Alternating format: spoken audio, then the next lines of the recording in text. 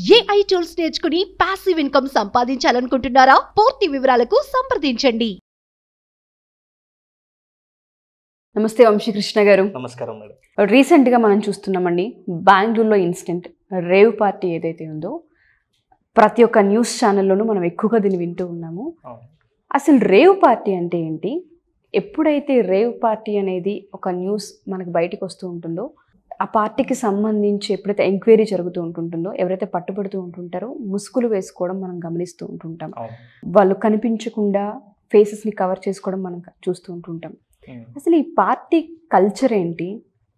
దీని impact family culture మీద ఏ విధంగా పడే అవకాశం ఉంటుంది అంటారు?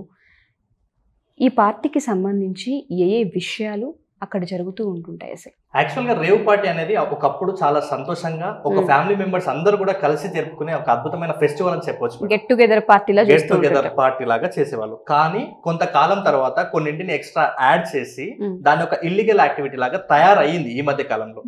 సో మనం ఈ రేవ్ పార్టీ గురించి వీడియో చేసే ఉద్దేశం ఏంటంటే, ఈ మధ్య కాలంలో అందరికీ మొబైల్స్ ఉన్నాయి, పిల్లలందరూ కూడా ఈజీగా నేర్చుకుంటారు, అసలు అంటే ఏంటనేది కూడా అవగాహన ఉంటుంది. కానీ పేరెంట్స్ ఈ విషయాల పట్ల ఎలాంటి జాగ్రత్తలు తీసుకోవాలి, అలాగే పేరెంట్స్ పిల్లల పట్ల ఎలాంటి జాగ్రత్తలు, ఎలాంటి ముందు చూపు ఉండాలనే విషయాన్ని మనం ఈ వీడియోలో అవేర్నెస్ కల్పిద్దాం. అసలు ఏంటి రేవ్ పార్టీ? మీరు అన్నట్టుగానే అదొక ఫ్యామిలీ పార్టీ, ఒక గ్యాదరింగ్ లాంటిది, ఒక మంచి పార్టీ అని చెప్తున్నారు. బట్ దాన్ని ఇప్పుడు ఇల్లీగల్ పార్టీగా మార్చేశారని కూడా చెప్తున్నారు. ఈ డిఫరెన్స్ ఏంటి? ఇప్పుడున్న కల్చర్లో ఈ పార్టీకి అంటే ఏ విషయాలను యాడ్ చేశారు అసలు? యాక్చువల్గా ఇది 1950లో లండన్లో స్టార్ట్ అయింది మేడం. ఇది యాక్చువల్గా రేవ్ పార్టీస్ అనేది అప్పట్లో ఏదైనా ఒక ఇంట్లో అకేషన్ కానీ లేకుంటే ఏదైనా సక్సెస్ మూమెంట్ కానీ ఎలా జరుపుకునే వాళ్ళంటే, మంచి డ్యాన్స్ ప్లస్ ఫుడ్, మంచి మ్యూజిక్, ఇంతటితోటి అది అద్భుతంగా జరిగేది ప్రతి ఇంట్లో కూడా. మంచి మ్యూజిక్, మంచి డ్యాన్స్, మంచి ఫుడ్, ఇంతే ఉండేది. యాక్చువల్గా అలాంటి పార్టీలలో ఒక ఫ్యామిలీ అందరూ కూడా ఒక గెట్ టుగెదర్ లాగా అక్కడ కలిసి అక్కడ ఒక మెజిషియన్ వచ్చేవారట. యాక్చువల్గా మెజిషియన్ వచ్చి అతను అందరిని ఎంటర్టైన్ చేసేవాళ్ళు. తర్వాత వీళ్ళందరూ కూడా మంచిగా డాన్స్ చేస్తూ మంచిగా మ్యూజిక్ చేస్తూ ఆ సెలబ్రేషన్ చేసుకునేవాళ్ళు. ఇది యాక్చువల్ గా స్టార్ట్ అయినటువంటి రేవ్ పార్టీ. కానీ ఈ మధ్య కాలంలో ఒక అందమైన రేవ్ పార్టీని ఇల్లీగల్ యాక్టివిటీగా ఎందుకు తయారు చేశారంటే, అదే మ్యూజిక్ అదే డాన్స్ ఉంది, కాకపోతే ఇందులో కొంచెం ఎక్స్ట్రా యాడ్ చేశారు. ఏంటంటే మాదక ద్రవ్యాలని యాడ్ చేయడం, అంటే వైన్, డ్రగ్స్ అన్ని యాడ్ చేశారు. నెక్స్ట్ వచ్చేసి దీంట్లో వీళ్ళు యాడ్ చేసిన తర్వాత ఒక రెస్ట్రిక్టెడ్ రూమ్ లో ఇదంతా కూడా జరుగుతుంది అనమాట. అంటే ఫ్యామిలీస్ అనేవి ఒక మంచి పార్క్ లాంటివి సెలెక్షన్ చేసుకుని ఇలాంటి పార్టీలు అప్పట్లో జరుపుకునేది. కానీ ఈ మధ్య కాలంలో ఎలా అయిందంటే, ఈ రేవ్ పార్టీ అనేది ఒక రెస్ట్రిక్టెడ్ ప్లేస్ లో, అంటే ఒక సీక్రెట్ ఏరియాలో జరిగే పార్టీగా తయారైంది. ఎందుకు అలా తయారైందంటే దాంట్లో ఎలాంటి మాదక ద్రవ్యాలైనా తీసుకోవచ్చు, ఎవరైనా రావచ్చు. దాంట్లో ముఖ్యంగా అంటే ఎవరైనా రావచ్చు, ఎవరైనా డాన్స్ చేయొచ్చు, ఎవరైనా మ్యూజిక్, అంటే అదొక మంచి పార్టీ మూడ్ అనే అనిపిస్తుంది. కాకపోతే డ్రగ్స్, మద్యం, ఇంకా సెక్సువల్ యాక్టివిటీస్ అన్నింటిని కూడా అందులోనే ఇంప్లిమెంట్ చేసేసారు. అంటే దీంట్లో నేను ట్విట్టర్లో చూసాను, మార్నింగ్ చూస్తే ఈ పార్టీకి వచ్చే వాళ్ళు లిమిటెడ్గా ఉంటారంట మేడం. పీపుల్స్ ఎవరైతే ముందు ఆ పార్టీకి అటెండ్ అవుతున్నారో అలాంటి పార్టీకి వచ్చే వాళ్ళు ముందు లిమిటెడ్గా ఉంటారంట.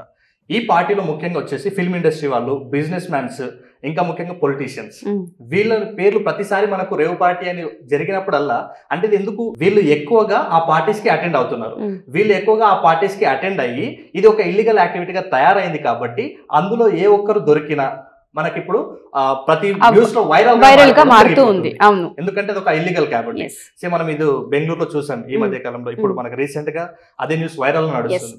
సో ఇలాంటి రిస్ట్రిక్షన్స్ పెట్టేవాళ్ళంట, అంటే లిమిటెడ్ పీపుల్స్, వాళ్ళకి ఏం కావాలంటే అన్ని వీళ్ళు అరేంజ్ చేసి ఇచ్చేవాళ్ళు. ఇది ఎలా ఉంటుందంటే ఎవరైనా రావచ్చు అని చెప్పాం కాబట్టి ఇందులో ఎక్కువగా ఈ మధ్య కాలం మనం అబ్జర్వ్ చేస్తే చాలా యంగ్ ఉన్న వాళ్ళు మాత్రమే ఆ పార్టీలో చాలా ఎక్కువ మంది ఉన్నారంట. ఎంగేజ్ ఉన్న వాళ్ళు, పిల్లలు, అది బిజినెస్ మ్యాన్ వల్ల పిల్లలు ఉండొచ్చు, ఫిల్మ్ ఇండస్ట్రీ వల్ల పిల్లలు ఉండొచ్చు. ఆ కల్చర్ అనేది అలా అలవాటు చేశారు. సో ఇప్పుడు దాంట్లో ముందు ఆ పార్టీకి వచ్చే వాళ్ళు అన్నింటికి రెడీ అయ్యి ఆ పార్టీలోకి వెళ్ళాలండి. ఓకే, అంటే వాళ్ళకి ఆల్రెడీ తెలిసి ఉంటుంది ఇక్కడ మీరు అన్నట్టుగా మాదక ద్రవ్యాలు అయి ఉండొచ్చు, సెక్షువల్ యాక్టివిటీస్ అయి ఉండొచ్చు, వీటికి సంబంధించిన ప్రతిదీ కూడా వీళ్ళకి ముందే తెలిసి ఉంటుంది. వీళ్ళు ఓకే అనుకున్న తర్వాతే పార్టిసిపేషన్ జరుగుతుందండి. ఇంకా ముందే వీళ్ళు అక్కడ ఏమేమి యాక్టివిటీ జరుగుతాయో అవన్నీ కూడా చెప్పేస్తారంట. ముందే అక్కడ ఏమేమి యాక్టివిటీస్ జరుగుతాయో వీళ్ళందరికీ చెప్పేస్తారు. అందుకే ఇది హై టికెట్ చార్జ్ చేస్తున్నారంట. ఈ మధ్య మనం చూసినట్టయితే 50 lakhs అంట ఆ రేవ్ పార్టీకి ఖర్చు పెట్టు. కాబట్టి ఒకసారి ప్రతి ఒక్కరు కూడా అర్థం చేసుకోవాలి. అంటే అందులో ఎలాంటి రెస్ట్రిక్షన్స్ లేవు, అంటే ఇంకా విచ్చలవిడితనం దాంట్లో అంటే ఏదైనా మద్యం తాగొచ్చు, నీకు ఇష్టమైన అమ్మాయిలతో ఉంటే వాళ్ళతో తిరగొచ్చు, డ్యాన్స్ చేయొచ్చు, ఏమేమి యాక్టివిటీస్ అంటే ఇక నేను వీడియోలో చెప్పలేని యాక్టివిటీస్ అన్నింటికి కూడా అందులో పర్మిషన్ ఉంటుందన్నమాట. కాబట్టి ఇలాంటి రేవ్ పార్టీలు జరగడం వల్లనే ఇప్పుడు వీటి మీద పోలీసులు రైడింగ్ జరుపుతారు మేడం. పోలీసులు రైడింగ్ జరుగుతారు, వాళ్ళ మీద శిక్షలు అయితే ఉంటాయి. అయినా కూడా మళ్ళీ అలాగే ఆ పార్టీలకు వెళ్తుంటారు. మన ఇండియాలో ఫస్ట్ ఇది గోవాలో స్టార్ట్ అయింది. మన ఇండియాలో అక్కడ నుంచి మెల్లమెల్లగా అన్ని స్ప్రెడ్ అయిపోయింది. కాబట్టి ఇప్పుడు ఏమైపోయిందంటే ఎవరైతే కట్టుదిట్టమైన ఏర్పాట్లు పెట్టి పిల్లల్ని స్ట్రిక్ట్ గా పెంచుదాం అనుకున్నా కూడా పిల్లలు ఇలాంటి విషయాల పట్ల ఈజీగా అట్రాక్ట్ అయిపోతుంది. ఎందుకంటే మీరు అన్నట్టుగా చేతిలో మొబైల్ ఉంది, ప్రతి న్యూస్ మన కంటికి కనిపిస్తూనే ఉంది. మొబైల్ ఓపెన్ చేసినప్పటి నుంచి రేవ్ పార్టీ ఇలా పట్టుబడ్డారని చెప్తే అసలు దీనికి సంబంధించిన డీటెయిల్స్ ఏంటి అన్నప్పుడు ఇలా ఉంటుందని పూర్తి వివరాలు వచ్చేస్తున్నాయి. పేరెంట్స్ కి అవేర్ లేక కొంతమంది పిల్లలు చేస్తారు. ఇంకా ఒక మనం ఇప్పుడు మాట్లాడుకోవాల్సిన ఇంకొక దౌర్భాగ్యం ఏంటంటే పేరెంట్స్ కూడా అలాంటి పార్టీలకు వెళ్ళి మళ్ళీ పిల్లలతో కూడా పరిచయం చేస్తున్నారు. ఏమంటే డబ్బు బాగా ఉంది కదా, మంచిగా ఎంజాయ్ చేయాలి లైఫ్ని.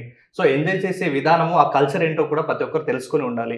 పేరెంట్స్ కన్నా ఒకవేళ ఇలాంటి అలవాట్లకు, ఇలాంటి పార్టీలకు వెళ్ళే అలవాటు ఉంటే దాన్ని మానుకోవాలి. ఎందుకంటే మీ పిల్లలు మీరు ఏం చేస్తే అది చేస్తారు. మీరు ఎన్ని మాటలు చెప్పినా సరే మీరే వాళ్ళకి రోల్ మోడల్. కాబట్టి ప్రతి పేరెంట్ కూడా ఈ విషయం పట్ల కొంచెం ఆలోచన చేయాలి. మీకు ఒకవేళ అలాంటి అవకాశాలు అలాంటివి వచ్చినా కూడా మీరు మీ ఫ్యూచర్లో తయారయ్యే మీ పిల్లల కోసం, మీ పిల్లల మైండ్ సెట్ కోసం, మీ పిల్లల ఫ్యూచర్ కోసం ఒక క్షణం ఆగాలి.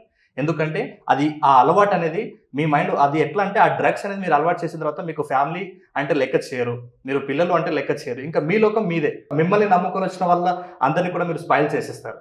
కాబట్టి దయచేసి నేను చెప్తున్నాను, ఒకవేళ పేరెంట్స్ ఉంటే అలాంటి ఆలోచన మీకు ఉంటే కనుక మానుకోండి. ఒకవేళ పేరెంట్స్కి అలాంటి అలవాట్లు లేకపోయినా ఈ మధ్య కాలంలో పిల్లల చేతిలో మొబైల్ ఉంది. ఏ వైరల్ అయినా వాళ్ళ చేతిలో మొబైల్లో ఈజీగా వస్తుంది.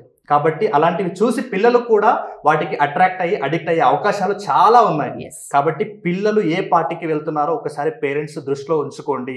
పిల్లలకి ఎంత డబ్బు ఇస్తున్నారు, వాళ్ళు దేనికి ఖర్చు పెడుతున్నారు కూడా ప్రతి పేరెంట్ కూడా అవేర్నెస్ కలిగి ఉండాలి. ఎందుకంటే ఇలాంటి పార్టీస్ వచ్చినప్పుడు పిల్లలు విచ్చలవిడితనానికి అసలు మనం ఎంత కట్టుదిట్టమైన ఏర్పాటు చేసినా కూడా కాబట్టి పేరెంట్స్ వాళ్ళకి మనీ ఇచ్చే విషయం పట్ల జాగ్రత్తగా ఉండండి. నెక్స్ట్ వచ్చేసి పేరెంట్స్ చాలా జాగ్రత్తగా అంటే ఎలాంటి పార్టీస్కి అటెండ్ అవుతున్నారు, వాళ్ళ ఫ్రెండ్ సర్కిల్ ఏంటి, అండ్ ఎంత సేపు స్పెండ్ చేస్తున్నారు, ఎంత టైం స్పెండ్ చేస్తున్నారు, ఏ పార్టీ అయినా ఎంతసేపు ఉంటుంది. పేరెంట్స్ కి అయితే ఈ విషయం తెలుసు. కాబట్టి ఖచ్చితంగా రెస్ట్రిక్షన్స్ పెట్టండి. ఎందుకంటే మనకు ఎంత డబ్బు ఉన్నా, మనం ఎంత లగ్జరీగా ఎంజాయ్ చేయాలనుకున్నా కొంచెం పరిమితులు ఉంటేనే కొంచెం బాగుంటుంది. బౌండరీస్ అనేవి ఉండాల్సిన అవసరం ఉంది. కాబట్టి మన ఇంట్లో అలాంటి కల్చర్, మనల్ని ఖరాబ్ చేసే కల్చర్ మీరు వాడకుండా మీ ఇల్లు కానీ, మీ పిల్లలు కానీ, మీరు కానీ ఫ్యూచర్లో ఒక రోల్ మోడల్గా ఉండేటట్టుగా తయారవ్వండి. కాబట్టి అలాంటి మంచి కల్చర్ పేరెంట్స్ నుంచే స్టార్ట్ అవ్వాలని నేను కోరుకుంటున్నాను. ఎందుకంటే పేరెంట్స్ అలాంటి మంచి కల్చర్లో ఉన్నప్పుడు పిల్లలు కూడా అదే కల్చర్కు అలవాటు పడుతుంది. కాబట్టి ఈ కల్చర్ అనేది చాలా ఇంపార్టెంట్. అనవసరమైన కల్చర్ మీద ఫోకస్ చేసి భవిష్యత్తుని పాడు చేసుకుంటున్నారు మీరు అన్నట్టుగానే. కాబట్టి అనవసరమైన కల్చర్ మీద ఫోకస్ చేయకండి, మంచి కల్చర్ని బిల్డ్ చేసుకోండి. మీ కల్చర్ ఇంకొకరికి ఇన్స్పిరేషన్ ఇచ్చేటట్టుగా ఉండేటట్టుగా మార్చుకోండి. మీరు అన్నట్టుగానే రేవ్ పార్టీ అనగానే చాలా సందర్భాల్లో చాలా మందికి దీనిపైన పూర్తి అవగాహన ఉండదు. ఒక ఫుడ్ని షేర్ చేసుకోవడం, ఒక మంచి మ్యూజిక్ని వినడం, డాన్స్ చేయడం. బట్ ఇవాళ రేవ్ పార్టీస్ అనగానే మీరు చెప్పారు అసాంఘిక కార్యకలాపాలు ఏవైతే ఉంటూ ఉంటాయో మనం కొన్నిటిని ఇమాజిన్ చేయలేము, కొన్నిటిని మాట్లాడలేము. అటువంటివన్నీ అక్కడ పర్మిషన్ ఉండి జరుగుతున్నాయి అంటే అసలు చిన్న విషయం కాదు. పిల్లల మైండ్కి సంబంధించి ఇటువంటి కనుక అట్రాక్ట్ కనుక చేస్తే ఫ్యామిలీ స్పాయిల్ అవుతుంటుంది.